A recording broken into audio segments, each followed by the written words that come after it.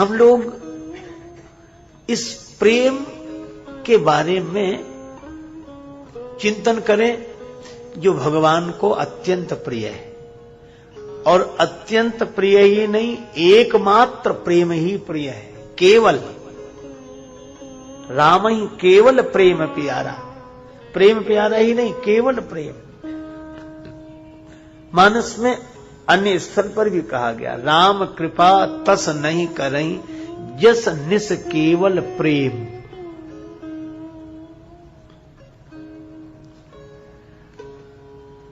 हम लोग थोड़ा सा इस पर विचार करें कि काम और प्रेम में क्या अंतर है। काम और प्रेम, बहुत बार हम लोग काम को ही प्रेम समझने लगते हैं, काम ही अपने को प्रेमी समझते हैं। पर बहुत सूक्ष्म ढंग से विचार ना भी किया जाए तो एक सामान्य सी बात है कि जिसमें अपनी इच्छा की प्रधानता हो वह काम है। जिसमें अपनी इच्छा की प्रधानता हो, इच्छा का नाम ही कामना है, और इसलिए काम का नाम है मनोज, मन से जो उत्पन्न हो, इसलिए मनसिज। तो जो मन से कामना उत्पन्न होती है वह तो काम का ही स्वरूप है। तो जहां अपनी इच्छा की प्रधानता हो वहां काम है, और जहां अपनी इच्छा अपने प्रेमास्पद की इच्छा में मिला दी जाए बस उसका नाम प्रेम है।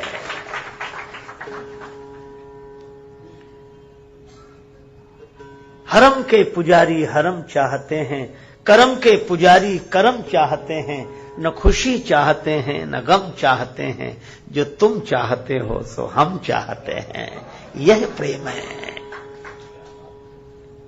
इसी को देवर्षि श्री नारद जी भक्ति सूत्र में कहते हैं, तत् सुख सुखित्व। हम जिससे प्रेम करते हैं, जो हमारा प्रेमास्पद है, उसका सुख हमारा सुख हो, इसका नाम प्रेम है। इस संसार की गतिविधियों पर नहीं अधिकार किसी का है। इस संसार की गतिविधियों पर नहीं अधिकार किसी का है। जिसको हम परमात्मा कहते ये सब खेल उसी का है। जिसको हम परमात्मा कहते ये सब, इस संसार की गतिविधियों पर नहीं अधिकार किसी का है। जिसको हम परमात्मा कहते ये सब खेल उसी का है। जिसको हम परमात्मा कहते, क्षण भर को भी नहीं छोड़ता सदा हमारे साथ में। क्षण भर को भी नहीं छोड़ता सदा हमारे साथ में। काया की श्वासा डोरी का तार उसी के हाथ में। हंसना रोना जीना मरना सब उसकी मर्जी का है। जिसको हम परमात्मा कहते ये सब खेल उसी का है। जिसको हम परमात्मा कहते ये सब खेल उसी का है।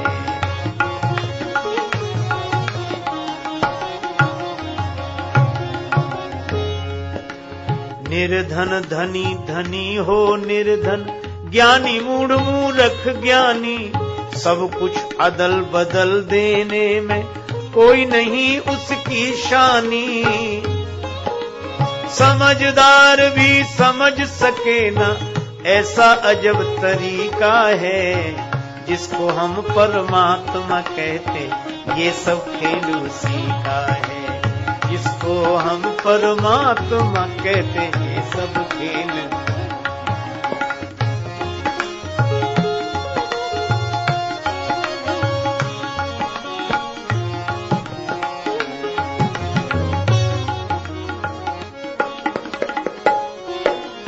मिट्टी काली भूमि पीली, हरे वन आसमान का रंग नीला, सूर्य सुनहरा चंद्रमा शीतल, सब कुछ उसकी ही लीला। समझदार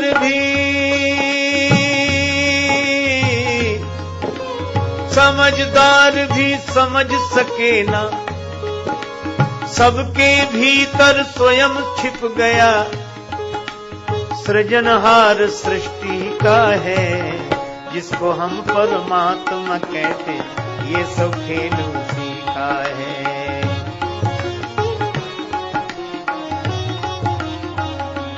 इस भजन की अंतिम पंक्ति में संदेश दिया है प्रेम का। राजेश्वर आनंद अगर सुख चाहो तो मानो शिक्षा, तज अभिमान मिला दो प्यारे, तज अभिमान मिला दो उसकी इच्छा में अपनी इच्छा।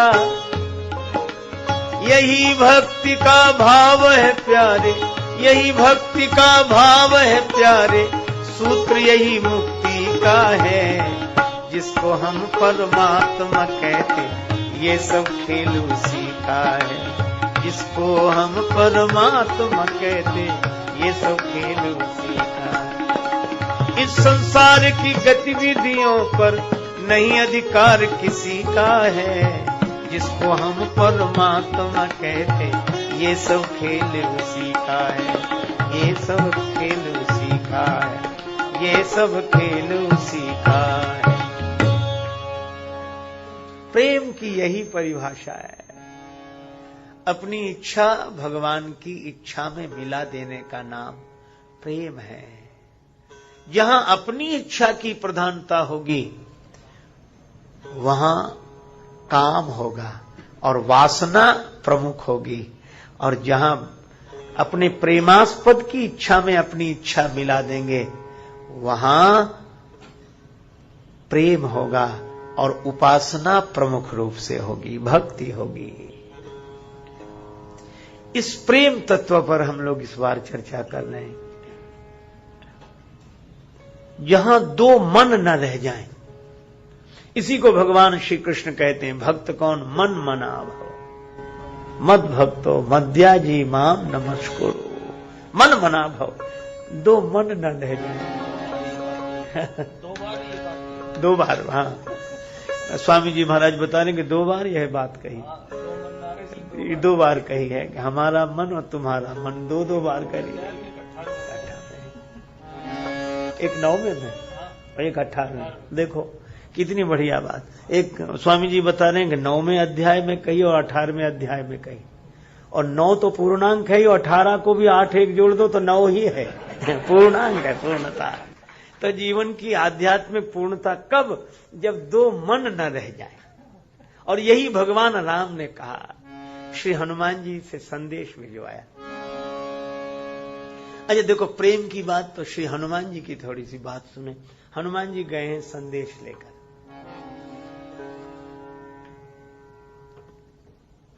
बहुत तरह की चर्चा की है, अंत में बोले, रघुपति कर संदेश अब सुन जननी धरि धीर, अस कही कपि गद गद भयउ भरे बिलोचन। श्री हनुमान जी कह देंगे, माता अब राम जी का संदेश सुनो। और उसके बाद हनुमान जी मौन हो गए।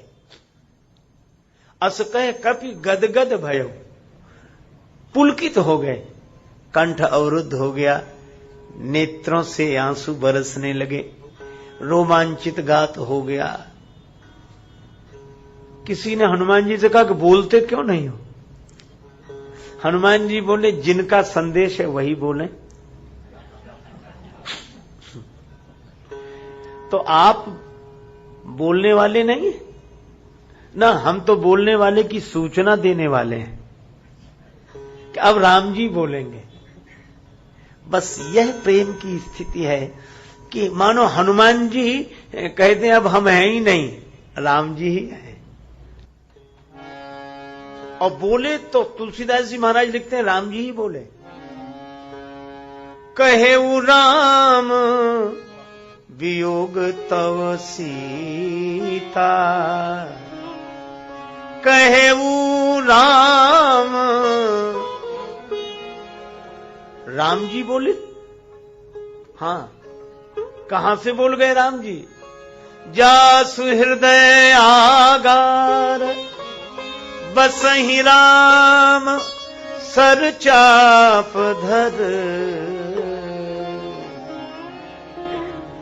हनुमान जी के हृदय से राम जी बोले।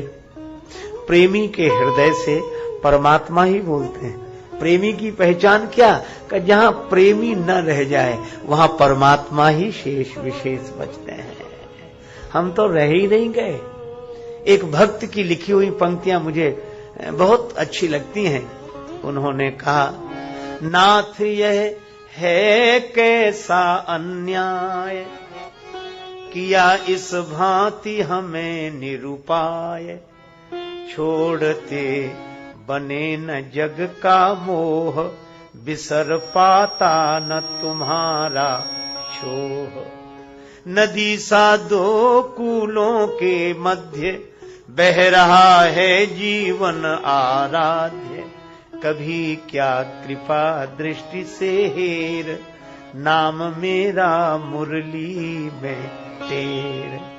खींच लोगे प्रियतम उस पार, बसा लें वहीं नया संसार।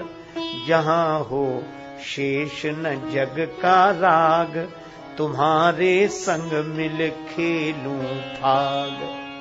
तुम्ही में हे मेरे सर्वस्व, तुम्ही में हे मेरे सर्वस्व। हो सके लय मेरा वर्चस्व, तुम्ही में मेरा मैं खो जाए। तुम्हारा ही सब कुछ हो जाए।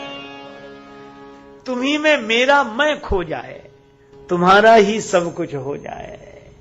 मैं बचूं ही नहीं, है आरजू यही बस तू ही तू रहे। बाकी न मैं रहूं न मेरी आरजू रहे। देखो, द्वार और दीवार में अधिक अंतर नहीं। दीवार में से कुछ हट जाना द्वार हो जाता है, और द्वार में कुछ लग जाना दीवार हो जाता है। और क्या अंतर है? द्वार और दीवार में अधिक अंतर नहीं। दीवार में से कुछ हिस्सा हट गया, द्वार हो गया, और द्वार में कुछ हिस्सा लग गया, दीवार हो गया। द्वार से सूर्य की रोशनी आने लगती, सूर्य प्रकट होने लगता है द्वार के माध्यम से, और दीवार उस रोशनी को आने नहीं देती। तो बस भक्त में और सामान्य व्यक्ति में यही अंतर है। भक्त द्वार हो जाता है और हम दीवार की तरह रहते हैं। सूर्य तो दोनों के लिए उगा है, लेकिन हमारे अहंकार का कुछ लग जाता है तो हमारा अंतःकरण दीवार हो जाता है, और अहंकार का कुछ हटते ही यह अंतःकरण द्वार हो जाता है, जिससे परमात्मा का प्रकाश प्रकट होने लगता है, वाणी प्रकट होने लगती है। इसीलिए तो हम लोग गुरुदेव के यहां जाते हैं तो गुरुद्वारा बोलते हैं। गुरुद्वार ही है, हरिद्वार ही है। जहां दीवार हट गई, अपनी खुदी ही पर्दा है दीदार के लिए, वरना कोई नकाब नहीं यार के लिए। और ये पर्दा हटते ही ये दीवार द्वार बन जाती है। तो धन्य है वे जो द्वार बन गए हैं। श्री हनुमान जी ऐसे ही द्वार हैं, जिनके द्वार का अर्थ जिनके द्वारा भगवान अपनी अभिव्यक्ति कर सकें, ईश्वर की अभिव्यक्ति जिसके द्वारा हो। तो हनुमान जी ऐसे ही हैं कि उनके माध्यम से भगवान बोलते हैं। एक प्रेम की बात सुनाऊं। श्रीधाम वृंदावन में प्रेम दीवानी एक गोपी दूसरी सखी से बोली, अपने नेत्र में तो लगाया हाथ और बोली, सखी देखना ये कन्हैया के नेत्र कितने सुंदर हैं, श्री कृष्ण के नेत्र कितने सुंदर हैं। तो दूसरी गोपी बोली, बावली हाथ अपने नेत्र में लगाए और कह रही कि श्री कृष्ण के नेत्र कितने सुंदर हैं, ये श्री कृष्ण के नेत्र हैं कि तुम्हारे? तो उस गोपी ने जो उत्तर दिया वह बड़ा अद्भुत है। गोपी बोली कि पहले हमारे थे, तो तुम्हारे नेत्र ये कब से नहीं रहे? बोले जब से श्री कृष्ण को देखा तो देखत ही उन ओर वे आन बसे इन माही, देखत ही उन ओर वे आन बसे इन माही, अब ये नैना श्याम के सखी हमारे ना है, अब ये हमारे नेत्र नहीं है। इसी तरह नेत्र में वो बैठ जाए तो नेत्र उसके हो जाते हैं, और हमारे अहम में आकर वह बैठ जाए तो हम कहां रहते हैं? अहम नहीं रहता। भक्त अनन्य भाव से कहता कि तुम ही हो, और ज्ञानी उसी अद्वैत निष्ठा में बैठकर चिदानंद रूपः शिवोहम शिवोहम, मुझ में समा जा इस तरह तन प्राण का जो तौर है, फिर न कोई कह सके मैं और हूं तू और है। यह प्रेम की दशा। और इसीलिए हनुमान जी इतने अहम शून्य हुए, इतने अहम शून्य हुए, अस कह कपि गदगद भयउ भरे बिलोचन नीर। और जब कोई सजल विलोचन हो जाता है, जब कोई भक्ति के कारण अवरुद्ध कंठ हो जाता है, तब उसके माध्यम से भगवान ही बोलते हैं। और दास हो तो ऐसा, भक्त हो तो ऐसा। इसलिए हनुमान जी जैसा कोई नहीं, भगवान भी इनके ऋणी हो जाते हैं। कपि से ऋण हम नाई, भरत भाई कपि से ऋण हम नाई, ऋण हम नाई, ऋण हम नाई, ऋण हम नाई। भगवान हनुमान जी के ऋणी हो जाते हैं। क्यों? गर्व नहीं मन माहे। हनुमान जी में अहंकार नहीं है। किसी ने कहा कि इनमें अहंकार क्यों नहीं है? हनुमान जी बोले अहम हो तो कोई आकार ग्रहण करे, यहां तो अहम ही नहीं है। अच्छा, तो फिर भी है तो यह अहम मिथ्या, पर रहना तो मिथ्या संसार में है, तो इस अहम को कोई ना कोई आकार देना है। तो आपने कौन सा आकार दिया? तो हनुमान जी कहते हैं एक ही आकार इस अहम को मैंने दिया है। दासो हम कौशलेंद्रस्य, मैं राम जी का दास हूं। हनुमान जी ऐसे दास, प्रभु जैसे चलाएं वैसे, प्रभु जैसे रखें वैसे, ऐसे के भीतर से भगवान बोलते हैं। और भगवान ने भी प्रेम की परिभाषा दी। भगवान कहा, भगवान क्या बोलते हैं? तत्व प्रेम कर मामारो तोरा, तत्व प्रेम कर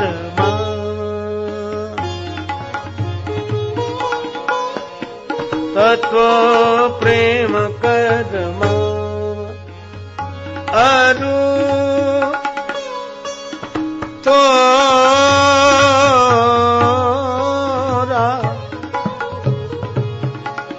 जानत प्रिया एक मन मोरा, जानत प्रिया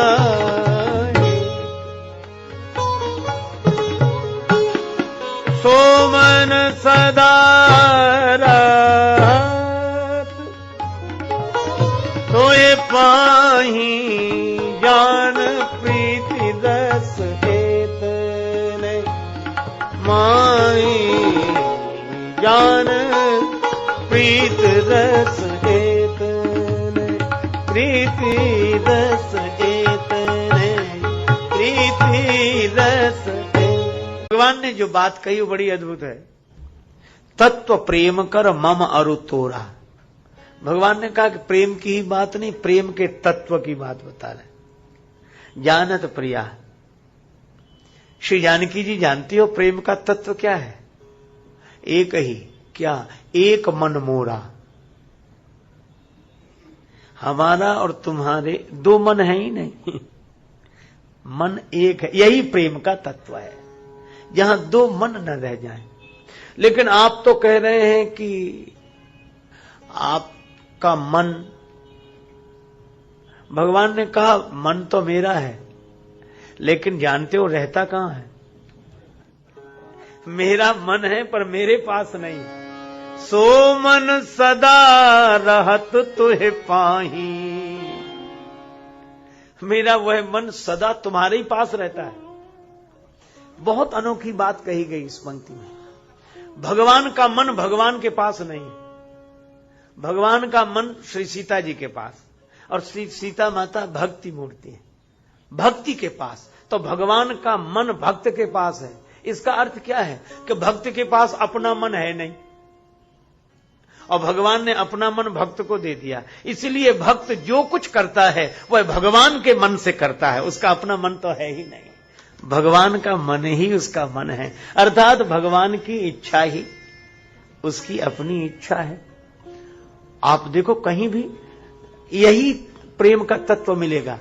श्रीमद् भागवत में भी भगवान ने अपने में मन पैदा किया।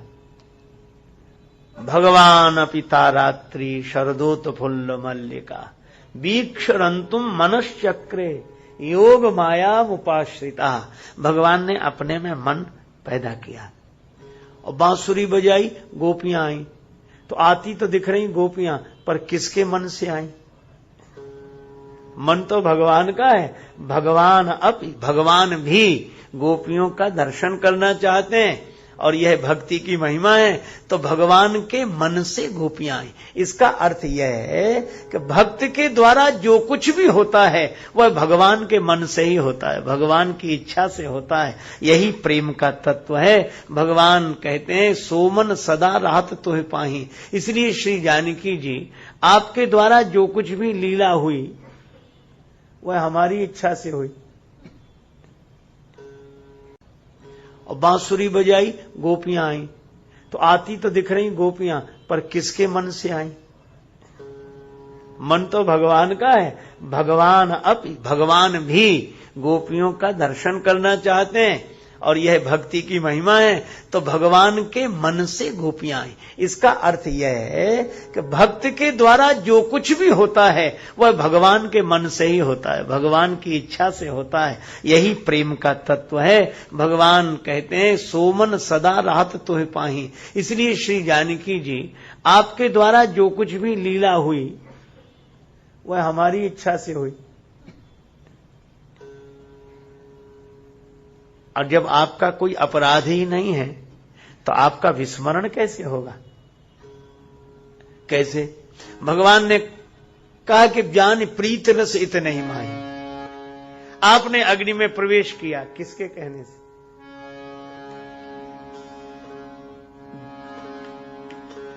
भगवान ने एकांत पाकर कहा सुनहु प्रिया व्रत रुचिर सुशीला, रुचिर सुशीला। मैं कछु करव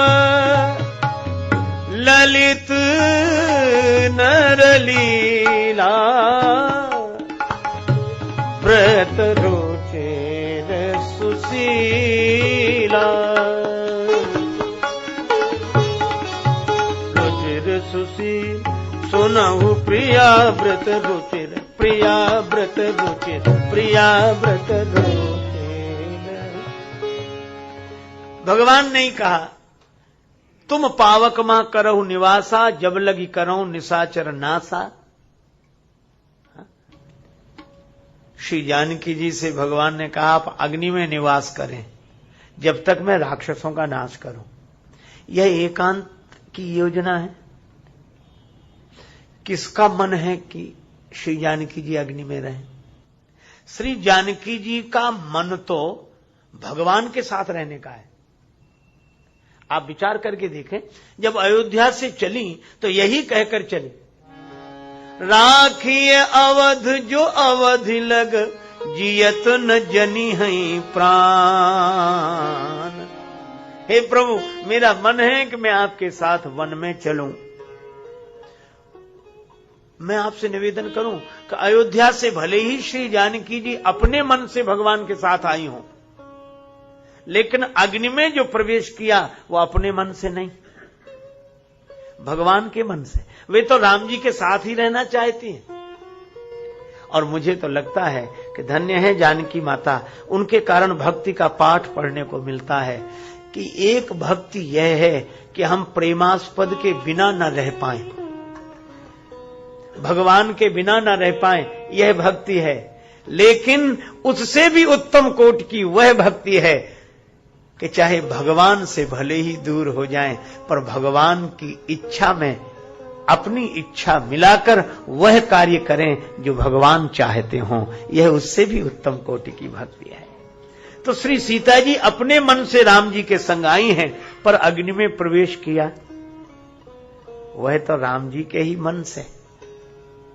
किसी ने कहा, श्री जानकी जी आप राम जी की इच्छा से अग्नि में प्रवेश कर रही हैं,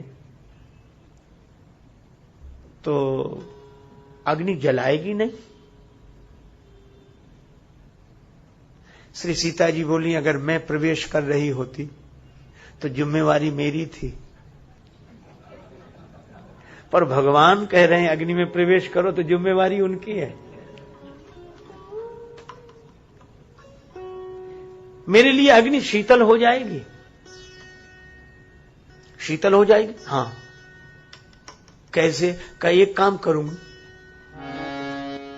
शीतलता का जन्म जहां से हुआ है, शीतलता का जन्म, हां, गंगा जी से अधिक शीतल जल कहां, और गंगा जी का जन्म कहां से हुआ? जिन चरणन ते निकसी सुर सरी, शंकर जटा समाई, जटा शंकरी, नाम पर्यो है त्रिभुवन तारन आए, भज मन राम चरण सुखदाई, भज मन राम, भज मन राम, भज मन राम। राम जी के चरणों से गंगा जी का जन्म हुआ। अच्छा, अब एक बात बताओ, जब गंगा जी इतनी शीतल हैं तो राम जी के चरण कितने शीतल होंगे? तो श्री जानकी जी ने जब अग्नि में प्रवेश किया तो किसका स्मरण किया? प्रभु पद ही धरी अनल समानी,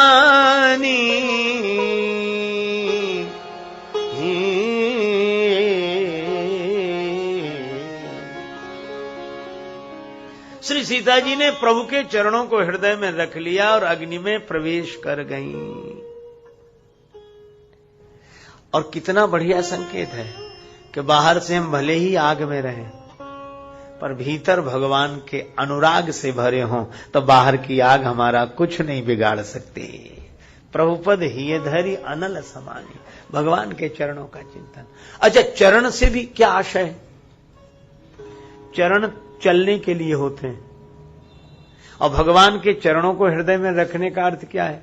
कि हम अपने चरण से नहीं चल रहे, हम तो आपके चरण से चल रहे हैं। आप जैसा चलाओ वैसा चलेंगे, जैसा रखो वैसा रहेंगे, यह भक्ति। और देखो, श्री सीता माता की बात मैं कर ही रहा हूं, प्रेम की बात। श्री हनुमान जी की कथा के लिए संकेत मिला था, बीच बीच में उनकी कथा भी आपको बताऊं। श्री हनुमान जी महाराज की पूंछ नहीं जली आग से, आए। सीता माता ने कहा कि तुम्हारी पूंछ नहीं जली आग, लंका जल गई। हनुमान जी ने धीरे से कहा कि माता आप भी तो आग में रह रही हैं, आप नहीं जली। भगवान ने कहा तुम पावक वहां करहु निवासा, और हमारी पूंछ में भी पावक लगी थी, पावक देहु लगाए। सीता जी बोली कहना क्या चाहते हो? हनुमान जी बोले माता एक बात बताएं, आप भगवान के चरणों को हृदय में रख के आग में बैठ गई तो आग का आप पर कोई असर नहीं हुआ? हाँ हाँ यह तो सही है। हनुमान जी बोले माता आपकी बड़ी करुणा है, आप जानती थी कि हनुमान अभी तो बाग में जा रहे हैं और बाग के बाद आग में ही जाना होगा। अभी तो बाग में जा रहे हैं, बाग के बाद आग में ही जाना होगा, इसलिए आपने उपाय पहले ही बता दिया था। क्या बताया था? आपने कह दिया था कि हनुमान चाहे बाग में जाओ चाहे आग में जाओ तुम्हारा कुछ नहीं बिगड़ेगा, बस एक काम कर लो। क्या? रघुपति चरण हृदय धरी तात मधुर फल खाओ। राम जी के चरण कमलों को हृदय में रख लो तो लंका की आग तुम्हारा कुछ नहीं बिगाड़ सकेगी। क्यों? जानकी माता का स्वयं का अनुभव है कि भगवान के चरणों को हृदय में रखकर जब मैं पावक में समा गई तो मेरा कुछ नहीं बिगड़ा। बेटा हनुमान, अगर तुम भी राम जी के चरणों को हृदय में रख लोगे तो लंका में लगने वाली पावक तुम्हारा भी कुछ नहीं बिगाड़ सकेगी। और यही मानो भक्ति का सूत्र है कि हम भगवान के चरणों को हृदय में रखें, भगवान के अनुराग से भरे हों,